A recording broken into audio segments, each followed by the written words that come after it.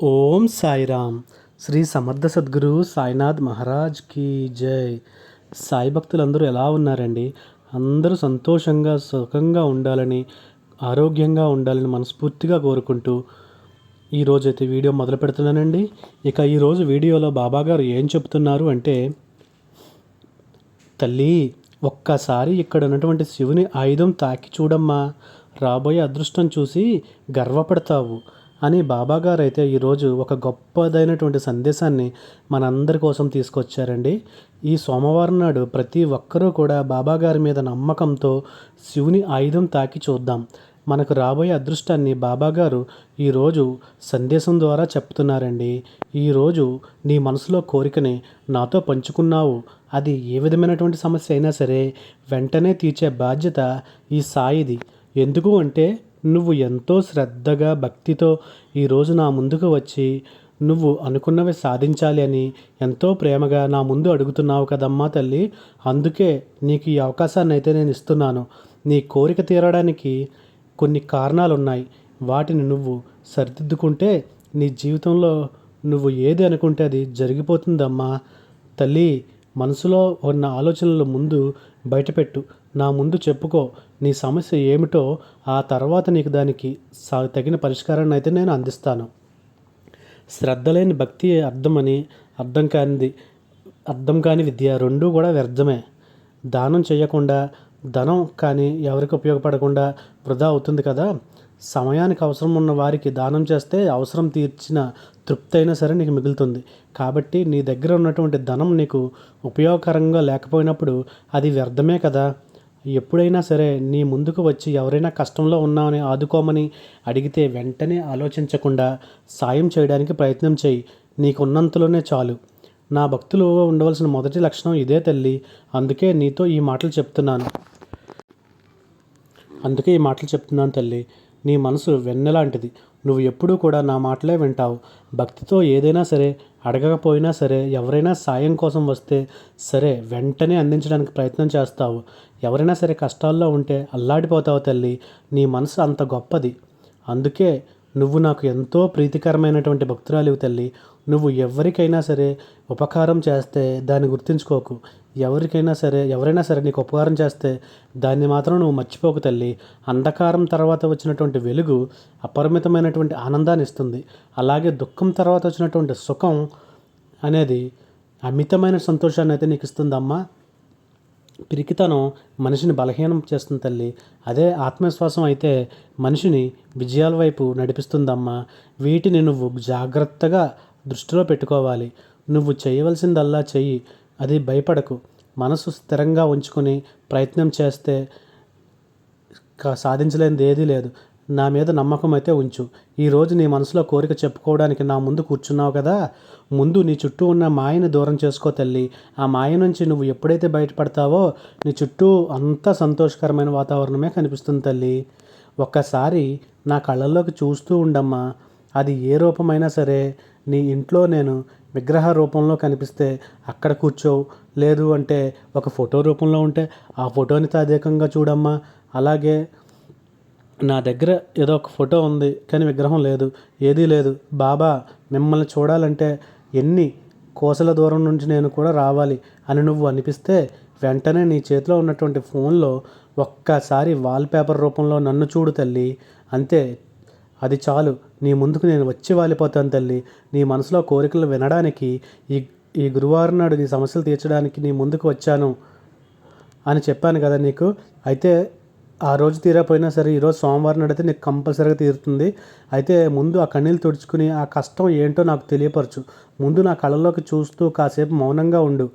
ఈ శ్రీ సాయి ధ్యానం చెయ్యి. వెంటనే నీకు మనశ్శాంతి అయితే లభిస్తుంది తల్లి. నా మాటలు విను. ఎల్లప్పుడూ సాధువులతో అనుబంధంగా ఉండు. వారి కథలను విను. వారి పాదాలను పూజించు. తద్వారా అన్ని పాపాలు ప్రక్షాళన చెందుతాయి తల్లి. నీ జీవితం నా బాధ్యత. నీ భారాన్ని నాపై వేయి. నీ కష్టాలను భరించడానికి నేను సిద్ధంగా ఉన్నాను. నా నామస్మరణ చేస్తూ ఉండు. నువ్వు ఎక్కడైనా సరే నా సహాయం ఖచ్చితంగా ఒక్కసారి కాకపోయినా మరొకసారైనా సరే అందుకుంటావు. ఎటువంటి కీడైనా సరే తొలగిపోతుంది తల్లి. నీలో ఉన్నటువంటి ఆవేశాన్ని కాస్త తగ్గించుకో. ఇతరుల పట్ల ప్రేమపూర్వకంగా ఉండు. అలాగే నీ ఇంట్లో ఎవరైనా సరే పెద్దవాళ్ళు ఉంటే వారికి గౌరవం ఇవ్వడానికి ప్రయత్నం చేయి తల్లి. ఆకలితో ఉన్నవారు ఎవరైనా సరే ఎదురుపడితే వారికి పట్టెడు అన్నం పెట్టు తల్లి. అంతేకాని నువ్వు ఇలాగే మంచి పనులు చేసుకుంటూ వెళ్ళు తల్లి. సమస్యలు ఎన్ని చుట్టుముట్టినా సరే నువ్వు ఉన్నావనే ధైర్యం నన్ను ముందుకు నడిపిస్తుంది అని నువ్వు బాబా దగ్గర నువ్వు మాటలు చెప్తుంటావు కదా. ఇప్పుడు నీ మనసు కుదుటపడిందని అనుకుంటాను బిడ్డ. ఇప్పుడు ఓపిక తెచ్చుకుని నా మాటలు వింటూ ఎంతో సంతోషంతో నవ్వుతూ కనిపిస్తుంది. కష్టపడితేనే విజయం దానికి దారి దొరుకుతుంది తల్లి.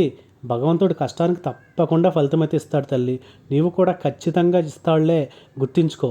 నువ్వు ఎప్పుడైతే కష్టాలకు ధైర్యంగా ఓపికగా ఎదుర్కొన్నావో అప్పుడు ఆ కష్టాల్లో నిరాశ కాదు తల్లి, ఆశాకిరణం అనేది కనిపిస్తుంది నీకు.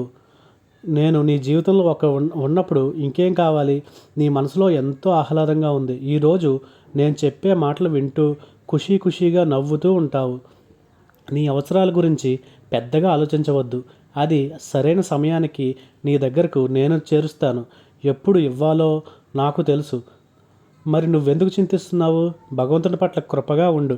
ఎప్పుడైతే మన పాప పరిహారం జరుగుతుందో అప్పుడు భగవంతుడే నీ ముందుకు గురువు రూపంలో వస్తాడు. అతని పరిశీలనలో జీవునికి జరగవలసినటువంటి పరిహారాల నివృత్తి జరుగుతుంది.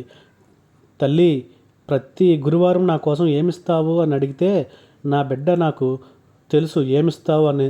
నేను కోరుకున్నది ఒక్కటే, శ్రద్ధ, 2 సబూరి. ఈ రెండు రూపాలు వారికి ఉన్నటువంటి కోరికలు, వారికి ఉన్న కష్టాలన్నింటినీ నేను ఈ రూపంలోనే తీసుకుంటాను. అదే ₹1 లేదంటే ₹2 రూపంలో తీసుకుంటాను. నేను అడిగే ₹2 దక్షిణ నువ్వు అనుకుంటున్న ఈ ₹2 కాదమ్మా. ఈ రూపాయలు కాదు. ఒకటి నిష్ఠ, అనన్యమైనటువంటి నమ్మకం అనేది ఉంచుకోవాలి. రెండవది సబూరి, సంతోషంతో కూడినటువంటి ఓర్మి అనేది నీకుంటే నువ్వు ఏదైనా సరే నువ్వు సాధించగలవు అన్న నమ్మకంతోనే నేను నా బిడ్డల దగ్గర ఈ శ్రద్ధ, సబూరి ఈ 2 అందుకుంటూ ఉంటాను. నన్ను ప్రేమతో పిలిచేవారికి వద్దకు నేను పరిగెత్తుకుని పోయి ప్రత్యక్షమవుతాను. తల్లి, నా బిడ్డలకు నేను కోరుకున్నది హృదయపూర్వకమైనటువంటి ప్రేమను మాత్రమే. అది ఎవ్వరూ ఇంకా గుర్తించడం లేదు. దేవుని పట్ల విశ్వాసం ఉంచితే చాలు. ఎట్టి పరిస్థితుల్లో నీకు నమ్మకాన్ని, ధైర్యాన్ని పోగొట్టుకోకూడదు. తోటి వారిలో ఉన్న మంచిని మాత్రమే నువ్వు చూస్తే, వారిలో ఉన్న చెడు లక్షణాలు మాత్రం పట్టించుకోకపోతేనే జీవితం ఎంతో బాగుంటుంది. నీ చుట్టూ ఉన్న వాళ్ళు కూడా ఎంతో ఆనందంగా కనిపిస్తారు. నవ్వుతూ ప్రశాంతమైనటువంటి జీవితం నీకు కనిపిస్తుంది. వారిలో ఉన్నటువంటి చెడు లక్షణాలను నువ్వు చూసినట్లయితే నీ చుట్టూ కూడా చెడు వాతావరణం అనేది ఏర్పడుతుంది. మనం మంచిగా ఉన్నామా లేదా అనేదే మాత్రమే చూసుకోవాలి. మనసు మనల్ని పరీక్షించుకుంటూ, సమీక్షించుకుంటూ సన్మార్గంలో పోవాలి. అంతేకాని వారిని నువ్వు నొప్పించకూడదు. ఎవరి కర్మ బాధ్యతలు వారే అనుభవించాలి. కాబట్టి ఆ కర్మ అనేది ఎవ్వరిని వదిలిపెట్టదు. అలాంటప్పుడు నువ్వు ఎందుకమ్మా వాళ్ళు చేసే చెడ్డ పనుల గురించి నువ్వు ఆలోచిస్తావు? నీవే మంచి పనులు చేసుకుంటూ వెళ్ళు. అదే నువ్వు చెడ్డ కర్మలు చేస్తే నీకు చెడ్డలు కర్మలు అయితే పీడిస్తాయి. కాబట్టి సన్మార్గంలో నువ్వు నడవడానికే నువ్వు ప్రయత్నం చేయి. అదే నా ఉద్దేశం కూడా. తల్లి, దైవం మనుష్య రూపంలో ఉంటుందంటే దైవం ఎక్కడో లేదు, మనిషి రూపంలో మన చుట్టూనే ఉంటుంది, మన దగ్గరే ఉంటుంది. మనల్ని నవమాసాలు మోసి జన్మనిచ్చినటువంటి తల్లి, మనం ఈ భౌతిక శరీర ధారణకు కారణమైనటువంటి తండ్రి, మన చుట్టూ ఆవరించి ఉన్న చీకటి అజ్ఞానం తొలగించే గురువు, మనకు సేవకు అవకాశం కల్పించినటువంటి భగవత్ స్వరూపం, అతిథి. కాబట్టి వీరికి ఎప్పుడూ కూడా నువ్వు కృతజ్ఞతగా ఉండాలి. తల్లి, ఈరోజు నా మీద నమ్మకంతో నేను చెప్పినటువంటి విధంగా నా కళ్ళల్లోకి చూస్తూ కూర్చున్నావు. నీ బాధని నేను పంచుకుంటాను తల్లి. భగవంతుడు మనకు కష్టాలను ఇస్తూ మనల్ని నిర్లక్ష్యం చేస్తున్నాడని నువ్వు అనుకోవచ్చు. కానీ నిజానికి భగవంతుడు మనల్ని ఈ విధంగా పరీక్షిస్తున్నాడు అని నువ్వు ఎందుకు అనుకోవట్లేదు? నీకు వ్యతిరేకంగా దుష్కృత్యాలు చేయు వారిపైనటువంటి నువ్వు మండిపడకూడదు. సాయి నిరంతరం నిన్ను రక్షిస్తూ ఉన్నాడన్న నమ్మకంతో ప్రశాంతంగా ఉంటే చాలు. ఎవరి తప్పులు వారినే బాధిస్తాయి తల్లి. ఇది ఒకటే గుర్తుపెట్టుకో తల్లి, జీవితాన్ని స్వర్ణమయం చేసుకోవడం అనేది మన చేతుల్లోనే ఉంది. ఇతరుల విషయాల్లో జోక్యం చేసుకోకుండా, వాళ్లకు చెడు చేయకుండా బాబా సూక్తులు పాటిస్తూ జీవితం గడిపితే దానంత స్వర్గం ఇంకెక్కడో ఉండదు తల్లి, భూమి మీదే ఉంటుందనేది నీ చుట్టూనే కనిపిస్తుంది. నేను నీ ప్రార్థనను వినడం లేదని నువ్వు అనుకోవద్దు తల్లి. నేను ప్రతిరోజు నీ ప్రార్థనలు వింటున్నాను, మరియు నేను నీ ప్రార్థనలన్నింటినీ మంజూరు చేస్తాను తల్లి. కానీ నువ్వు శ్రద్ధ, సబూరి ఈ రెండూ నాకు అర్పిస్తే చాలు తల్లి. మన మనసులోని మంచిదైతే నీ చుట్టూ ఉన్నది కూడా మంచిగానే ఉంటుంది. ఎదుటివారి ఆలోచనలు తప్పుగా ఆలోచిస్తే అవే ఆ భావనలు నీకు కూడా మొదలవుతాయి. యద్భావం తద్భవతి. విరుద్ధమైనటువంటి అభిప్రాయాల వివరణ కూడా మనకు వద్దు. కాబట్టి వాటి నుండి నువ్వు దూరంగా ఉండడానికి ప్రయత్నం చేయి తల్లి. అవసరమైన ఈ శ్రమంతా మనకు ఎందుకు చెప్పు అనవసరంగానే. నువ్వు కేవలం శ్రద్ధతో, భక్తితో సాయి జపం చేయి, సాయి నామాన్ని పలుకు. ఈ విధంగా ఉంటూ స్మరిస్తూ ఉంటే నీ జీవితం మంచిగా సాగిపోతుంది. అంతఃకరణంలో నా యందు విశ్వాసం ఉంచాలి. ఏ కోరికలు కోరుకోకుండా నిష్కామంగా నన్ను ఆరాధిస్తే చాలు తల్లి. నీ మనసులో ఉన్నది, నీకేం కావాలన్నది నేను ప్రతి అడుగడుగున ముందుండి నేను వాటి తీరుస్తాను. అలాగే నీకు ప్రతి దానిలో విజయం సాధిస్తే చేస్తాను నేను. అలాగే ముళ్ళ నుండి తప్పించుకుని ముందు పోవడానికి ఒకే ఒక సులభమైన ఉపాయం నేను చెప్తాను తల్లి. అలాగే నువ్వు భయం లేకుండా మన శాశ్వత నివాసానికి చేరుకోగలుగుతావు అని నా గురువు నాకు బోధించాడు. నువ్వు కూడా అదే దారిలో నడవాలన్నదే నా ప్రయత్నం తల్లి. అడిగిన క్షణమే అనుకున్నట్టుగానే నేను ఈ విధంగా నా బిడ్డతో చెప్పాను. ఏ విధంగా చెప్పానో నేను కూర్చున్నాను. అదేవిధంగా ఈరోజు నాకు కడుపు నిండా నా బిడ్డ నాకు అన్నం పెట్టింది. దీనికి నేను ఎంత సంతోషపడ్డానో తెలుసా తల్లి, ఎంత ఆనందం వేసిందో తెలుసా. నా బిడ్డ ఈరోజు అనుకున్నట్లుగానే నేనేం కావాలని అడిగానో అదే మనసుకు తోచినట్లు చేసి పెట్టింది. నిజంగా నేను చాలా ఆనందం వేసిందమ్మ నాకు.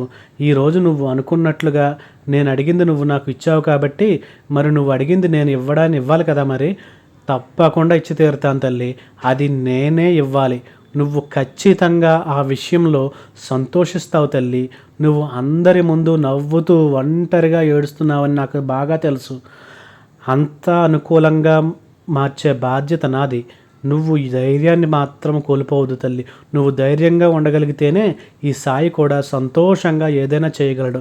నేనున్నాను అని నువ్వు నమ్మితే చాలమ్మా. నేను నీతోనే ఉంటాను. నీలో ధైర్యాన్ని నిన్నే ముందుకు నడిపిస్తాను. నీలో ధైర్యాన్ని అయ్యి తల్లి, మన మధ్య ఉన్నటువంటి ఏ బంధం, ఈ అనుబంధం ఏ జన్మలో ఉందో మన ఈ సంబంధం నన్ను నడిపించింది. ఒక మార్గదర్శిగా నీకు తెలిసింది. నీ ఆరాధనయే నా జీవితం అంతా. నీ సాధనయే నా బిడ్డ ఎన్ని మాటలు పలుకుతుందో. నువ్వు ఎక్కడున్నా సరే నేను నీతోనే ఉంటాను బిడ్డ. నీ హృదయంలో నా నివాసం. నువ్వు సప్త సముద్రాల ఆవల ఉన్నా సరే నేను నా అనుగ్రహ దృష్టితో మాత్రం నీ మీదనే ఉంటుంది. ఇట్టి గుర్తుపెట్టుకుని, ఎందుకంటే నువ్వు నన్నే నమ్ముకున్నావు. ఎప్పుడు నీ సాయి స్మరణతోనే ముందడుగు వేస్తున్నావు. ఏదైనా సరే పని చేయాలంటే ముందు సాయి అడిగి తర్వాత నువ్వు చేస్తావు తల్లి. నీకు ఏదైనా సరే ఒక క్లిష్టమైన పరిస్థితి వస్తే దాన్ని వెంటనే నా ముందు కూర్చుని మనసులో నీ బాధ చెప్పుకుని, ఈ సమస్య వచ్చింది బాబా, ఇది ఏ విధంగా తీర్చాలి బాబా, ఇది నువ్వే చెయ్యి అని చెప్పేసి ఒక 2 చీటీలు వేసి నా పాదాల ముందు పెడతావు కదా. ఆ తర్వాత కళ్ళు మూసుకుని ఎంతో చక్కగా నీకు కావాల్సిందే నీకేం జరగాలి, నువ్వు రాసిపెట్టావు, ఏం రాసిపెట్టావు అదే ఖచ్చితంగా నువ్వు తీయగలుగుతావు. అది నీ మనసుకు నా మనసుకు తెలిసినటువంటి నిజం. ఒక జవాబులా నీకు ఆ పేపర్ రూపంలో ఇస్తానమ్మా. మనం చేసే పనిలో నిజాయితీ, మనం మాట్లాడే మాటలో నిజాయితీ ఉన్నంత వరకు ఎవరైనా సరే నువ్వు భయపడాల్సిన అవసరం అయితే లేదు. ఎందుకు అంటే నువ్వు చెప్పిన మాటల్లో కానీ అక్కడ జరిగిన సన్నివేశంలో కానీ తప్పు లేనప్పుడు నువ్వు ఎవ్వరికీ భయపడిన అవసరం లేదు తల్లి. నువ్వు దైవానికి మాత్రమే భయపడాలి, మనిషికి కాదు తల్లి. నీ మనసులో బాధ గూడు కట్టుకుని ఉన్నప్పుడు తల్లడిల్లిపోతూ ఉండకపోవద్దు. ఒక్కసారి నన్ను గుర్తు చేసుకో చాలు. నీ బాబా నేనుండగా నీకు ఏ దిగులు ఉండదు. ప్రశాంతంగా కళ్ళు మూసుకుని నన్ను ధ్యానించు అంతే. ఇక చాలు. ఆ బాధను నేను మటుమాయం చేస్తాను తల్లి. ఈ రోజున ఈ సాయి నీ ముందు కూర్చొని నా కళ్ళల్లోకి చూస్తూ ఈ మాటలు వింటున్నావు కదా. అసలు బాధ అనేది ఎప్పుడు ఎలా పుడుతుందో, మనిషిలో కోరికలు ఎక్కువైనప్పుడు మాత్రమే ఈ బాధ అనేది పుడుతుంది. అదే ఆ కోరికలు అనేవి నువ్వు అణుచుకుని నాకున్నది చాలు బాబా, భగవంతుడు 3 పూట్ల నాకు కడుపు నిండా తిండి పెడుతున్నాడు, ఇంతకంటే నాకేం కావాలి, నాకేమీ అవసరం లేదు, ఆ భగవంతుడికి నేను ఎంతో రుణపడి ఉన్నాను, తల్లి, నీ మనసులో ఎంతో గొప్ప ఆలోచన ఉంది. అసలు నీకేం కావాలి అన్నది నాకు తెలుసు. జీవితంలో అందరిలోనూ నువ్వు ఒక మంచి స్థాయిలో ఉండాలి అంటే నీ చుట్టుపక్కల ఉన్నవాళ్ళు ప్రతి విషయంలో నిన్ను బాధించకూడదు అని చూసుకోవాలి. అది ఎంతో కాలంలో లేదమ్మా. వారికి తగిన బుద్ధి అలాగే పాఠాలు నేను నేర్పిస్తాను తల్లి. వారిని అలాగే మాట్లాడనివ్వు తల్లి. నీ జీవిత సమస్య నాది. నా పాదాల దగ్గర నువ్వు ఉంచావు. ఇక నువ్వు మర్చిపో తల్లి. ఎవరి గురించి పట్టించుకోవద్దు, ఎవరి గురించి మాట్లాడవద్దు. వాళ్ళన్నదే వీళ్ళన్నది అస్సలు ఆలోచించుకు. ఎవరు అన్నది అయినా సరే వారే అనుభవిస్తారు కదా. వారి గురించి ఇక నువ్వు మర్చిపో తల్లి. నీ పక్కన నిన్ను బాధపట్టే వారి గురించి కూడా అస్సలు ఆలోచించవద్దు. ముందు జరిగేది చూడు, దానికి తగిన పరిష్కారం ఆలోచించు. ఇప్పుడు నువ్వు అనుభవిస్తున్నటువంటి ఏ కష్టం ఎలా ఉందో ఆ కష్టానికి ఆ బాబా ముందు కూర్చుని చెప్పుకో. అంతేకాని ఎదుటి వారితో చెప్పుకుంటూ ఉంటే ఎలాంటి ప్రయోజనం అయితే ఉండదు. నువ్వు ఈ విధంగా జ్ఞానం అనేది పనిచేస్తూ ఉంటే నువ్వు ఏ విధంగా ఆలోచిస్తూ ఉంటావో నువ్వు నిర్ణయించుకో. నీ భారం నాది కాబట్టి నువ్వు పొందే అనుభవం నీకు మంచి అనుభవాలను ఇప్పిస్తాను. అలాగే దుర్మార్గాలుగా ఆలోచిస్తే ఎదుటి వాళ్ళందరూ నీకు దుర్మార్గులుగానే కనిపిస్తారు. నీ భావాలకు మంచివైతే ఎదుటి వాళ్ళందరూ కూడా నీకు మంచిగానే కనిపిస్తారు. నీ మాటకు, నీ సంకల్పానికి ఉన్నంత బలాన్ని తక్కువ అంచనా వేసుకోవద్దు తల్లి. ఈ ప్రపంచంలో నీ సంకల్పం శక్తికి మించినటువంటి బలమైన ఆయుధం అనేదే లేదు. తల్లి సమస్యలు ఎన్ని చుట్టుముట్టినా నువ్వు ఉన్నావనే ధైర్యం నన్ను ముందుకు నడిపిస్తుంది బాబా అని ప్రతిసారి కూడా నువ్వు చెప్తూ ఉంటావు కదా. ఎవరి గురించి ఎక్కువగా ఆలోచించొద్దు, అది మనశ్శాంతిని దూరం చేస్తుందమ్మా అని నేను కూడా నీతో చెప్తూనే ఉన్నాను. అయినా సరే నువ్వు ప్రతిసారి ఒకరి గురించి ఆలోచిస్తున్నావు, ఒక బంధం గురించి ఆలోచిస్తున్నావు, ఎవరో ఏదో అన్నారని ఆలోచిస్తున్నావు. అవన్నీ పక్కన పెడితే నువ్వు కోల్పోయిన మనశ్శాంతి మళ్ళీ నీకు దక్కుతుంది తల్లి. నిన్ను నిందించిన వారిని నువ్వు నిందించకు, ఓర్చుకుని చూడు తల్లి. ఓర్పు నాకు సంతోషం అనిస్తుంది. నా నామాన్ని జపించడం చూడు, పక్కకు తప్పుకో, అంతా నేను చూసుకుంటాను. నీ ఓర్పుకు ఫలితాన్ని తప్పకుండా నేను అందిస్తాను. ఎవరో ఏదో అన్నారని తిరిగి వారిని నువ్వు అనడంలో ఎలాంటి ప్రయోజనం ఉండదు. వారికి నీకు తేడా ఏముంటుంది. కాబట్టే ఈ సాయి మాటలు జాగ్రత్తగా గుర్తుపెట్టుకో. నువ్వు నీలో ఉన్నటువంటి భావాలను బయటపెట్టు, అంతేగాని నీ మనసులో కోరికలు నాతో పంచుకో. నీవు ఎప్పుడు ఏమి ఇవ్వాలి అని నేను చూసుకుంటాను, అది నేను ఇస్తాను. ఆ టైంకి నీ కోరిక తప్పకుండా నెరవేరుస్తానని చెప్పి బాబా ఈరోజు ఒక మంచి సందేశాన్ని అందించారండి. ఈ సందేశం మీకు నచ్చిందని అనుకుంటాను. మీకు నచ్చితే శ్రద్ధ సబూరి అని లైక్ చేయండి, కామెంట్ అయితే చేయండి. అలాగే నా యొక్క వీడియోలు మీ అందరికీ నచ్చినట్లయితే కామెంట్ అయితే చేయండి. అలాగే చాలామంది వీడియోలు చూస్తున్నారు కానీ సబ్స్క్రైబ్ అయితే చేసుకోవట్లేదు. దయచేసి మీరు సబ్స్క్రైబ్ చేసుకోండి. మీ యొక్క చిన్న సబ్స్క్రైబ్ అలాగే మీరు లైక్ చేసి ఇది వల్ల నాకు ఆ చిన్న సపోర్ట్ నాకు కొండంత ధైర్యాన్ని అయితే ఇస్తుంది. అలాగే మీ ముందుకు ఇలాంటి మరిన్ని సాయి సంబంధించి ఎన్నో గొప్ప అద్భుతాలు మీ ముందుకు తీసుకురావడానికి నాకు ఆస్కారం ఉంటుందండి. Thank you for watching. Survey జనా సుఖినో భవంతు. ఓం సాయిరామ్.